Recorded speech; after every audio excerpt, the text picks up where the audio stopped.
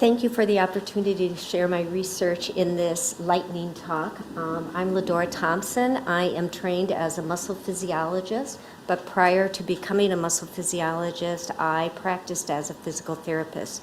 So my experiences as a physical therapist and my experiences growing up in a small rural community in Midwestern the United States, those two things drive my research program.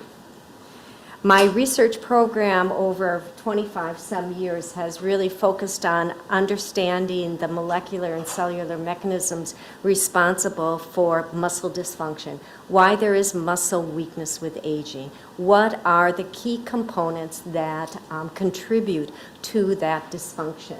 My laboratory has many capabilities, and through these years we've used cutting-edge technologies along with many collaborations that have helped us identify the problems.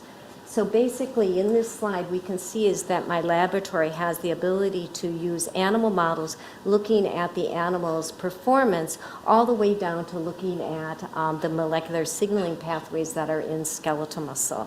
In skeletal muscle in the lab, we're able to isolate the muscles and look at contractility, isolate single cells from the muscles and look at its contractility, along with isolating the key contractile proteins, myosin and actin, and looking at how they function, along with looking at neuromuscular junctions, etc. So from a muscle physiology lab, we are well prepared to almost ask any question regarding age-related changes in muscle.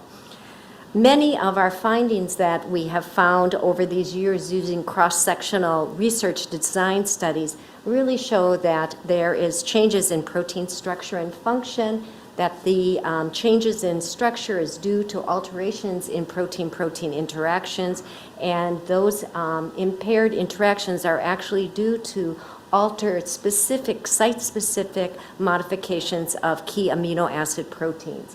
And then we also discovered that the organelle responsible for degrading these damaged proteins was also damaged.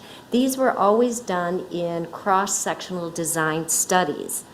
And basically what we have heard earlier is we've heard from Tom about successful agers. So what we discovered when we were reflecting on our data about 10 years ago, we actually started thinking is those changes that I just showed you in the slide before are likely positive adaptations. They are compensations that allow the animals to live longer.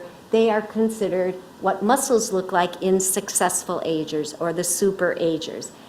We were actually missing in these studies what were the initial components that were failing, what cellular processes were the first to go, what cellular processes were actually compensating to allow an animal to live longer and function, just like Brianne said, to have that healthy life.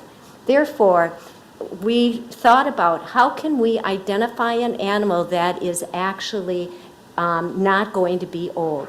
Therefore, using a physical therapy assessment tool, we then now assess our animals physically, and we're able now to be able to tell that an animal that doesn't perform well at a younger age will likely not get older. So we have that tool now, and we've been using that tool to look at different types of interventions. And interventions can range from exercise. We've also looked at different interventions that are involved with the hallmarks of aging. Thank you.